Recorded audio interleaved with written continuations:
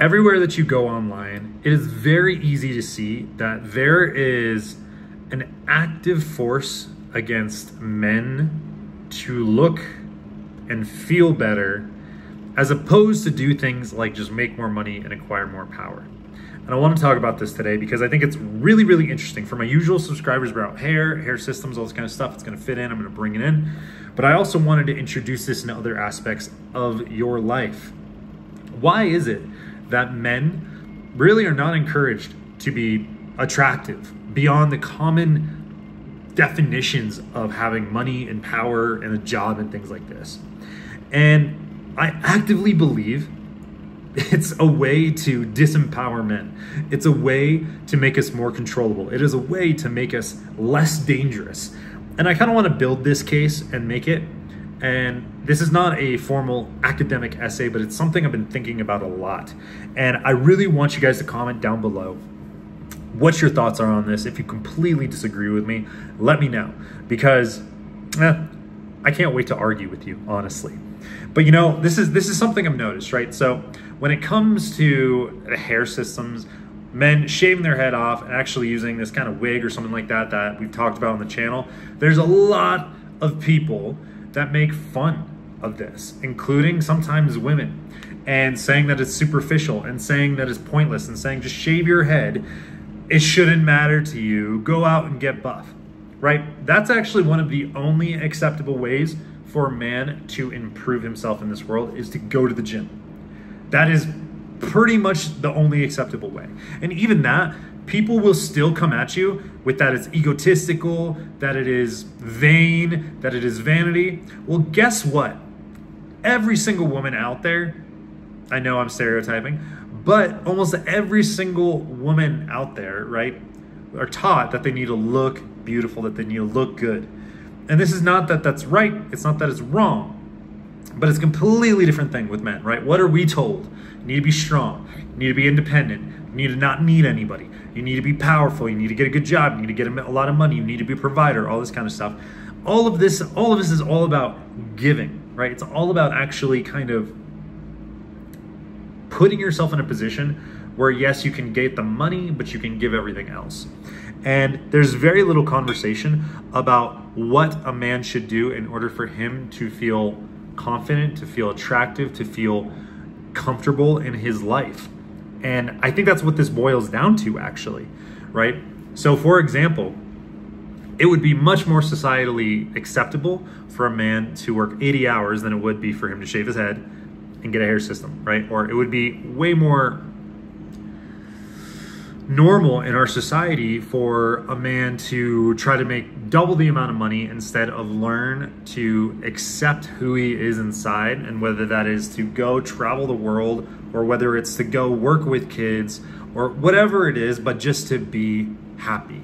Because the only definition of a man that's successful in this world usually comes down to the amount of money that he makes. And I'm not going to argue whether it's right or wrong. That's a whole other thing. But what I am arguing for is that it makes you a more dangerous man when you love yourself.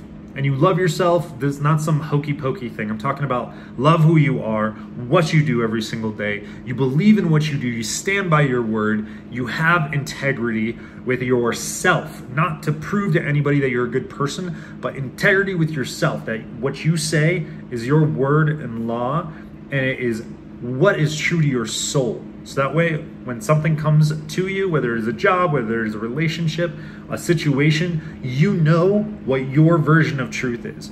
This is not taught to us. This is not taught to us, at least in my generation. And as this, right, I truly believe that we are in an era of men that are disconnected from who we are. We don't know who we are.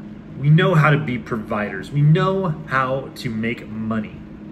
We know what it's like to just give everything of ourselves. We know what it's like to be in a relationship with women and for us to have to completely regulate them, right? To provide for them financially, but also to be the stable force in the relationship, and also to just accept their chaos, which it's fine, right? That's actually the role of the masculine, of that energy. However, Who's teaching us to take care of ourselves? Who's teaching us to be attractive? And that's not just a physical thing, but also a physical thing.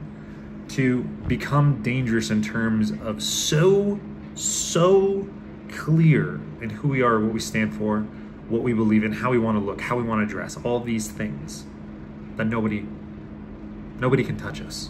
We're not taught this. We're not encouraged. We're actively, generally speaking, brought down when we try to do this, right? What happens if a man starts dressing good? Immediately he gets made fun of. What happens if a man wants to get a hair system? He's immediately made fun of. Not always, but if you look online, right, we see that. And if you polled an average group of people, what do? They'll cut down men. They'll cut down men. So my thing that I posit to you is how can you become the most dangerous man possible? How can you become the most, not ruthless, but how can you become the most unencumbered version of yourself that does not give a flying bleep about what other people think and that you are true to yourself? And I think the first way, here's kind of my like list, right? Is the first thing is that you have to define what your insecurities are. Define what it is, the things that keep you up, that keep you from maybe having a relationship that you want with the woman that you want, or getting the job that you want, or living the life that you want, doing the things that you want. You need to find what your insecurities are. And for example, for me, one of those was my hair, right? Balding. Another one was my stomach. And I'm gonna have a surgery to address that right now. But I have many others. Like for example, I've had to face over the past 2 years an insecurity that I don't really know who I am. That I have learned to be a people pleaser, that I've learned how to be successful in order to get love from other people, but I don't know how or what to do to love myself. You know? So that is step one, I believe, eliminating insecurities. Step number two is becoming phenomenal in all areas of your life. The way that you look, how your body is, how your mind is, how your spirit is. All of these things I think are really important. As a man, you need to learn how to become dangerous. You need to learn how to become very good at a lot of things, because that is also part of your worth. It just is, right? But it's not just exclusively your mind. It's not just exclusively your ability to make money. It's if the way that you look, if your communication abilities are impairing you from having the relationships you want with men, with women, friends, lovers, you have to go out and you have to attack those things, and you have to find those things. Well, find those things, you have to attack those things, get very good at them. It's very, very important. Next, you need to learn how to not be controllable by other people. To not give a flying rat's patootie what other people think about you, about what you do. But next, don't be controllable by your own fears. And this is not just about what other people say, but what you think that other people are going to say. What you think society will say about you. You have to eliminate these fears. And at that point, you need to fully commit to doing what makes you feel the most brave, the most adventurous, the most loving, the most caring, whatever it is that you want to be in a man, and follow that path. You need to find those things and systematically go on attack. Live with passion, live with vigor, because your energy level dictates what you get in life. And we can go into the metaphysical principles, but it's absolutely true. If you feel like crap, just an example, but if you feel like crap, like if you feel depressed because you're working a job that you hate, because your body is crap, and you try to go out and you're like, well, I want to have a good relationship in my life. Like I want to find a beautiful woman that we have a great time together. Why would your energy level of being depressed, of being unhealthy, of not even liking yourself, not even loving yourself, why would anybody want to be around that? The answer is they wouldn't. So the way to correct this is not the power game that for some reason society has convinced men that you just need to make more money. Once you have more money, you'll have power. And once you have power, you can control everybody. That is the immature view of this. Whereas the more mature view of this is what? Love yourself, love who you're becoming, do things that make you feel good, fill your life with places, people, and things that raise your energy level and take away any of the stuff that cuts you down. And guess what? You're going to attract something else that's more like that, right? This is a process.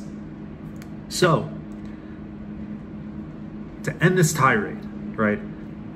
I think that we need, drastically, we need to change as men and realize that the way forward is not going to be accruing just more power, more money.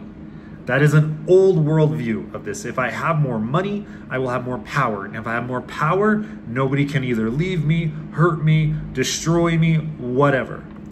The fact of the matter is that there are millionaires and billionaires out there that hate their life, that hate themselves, and they want to end their life, and some actually do.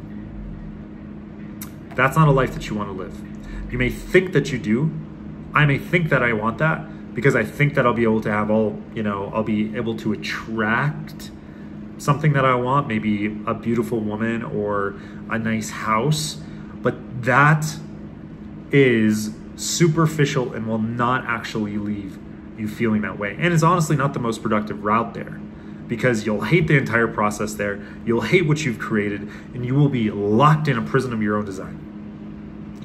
I don't know about you guys, but I would much rather live a life where I feel attractive in every single way, not just to other people, but in fact, first to myself. Like, imagine loving yourself so much that you like look in the mirror and you're like, yeah, that guy's freaking awesome. Like, I mean, I love that guy. I'm in love with that guy. I'm in love with the way he looks.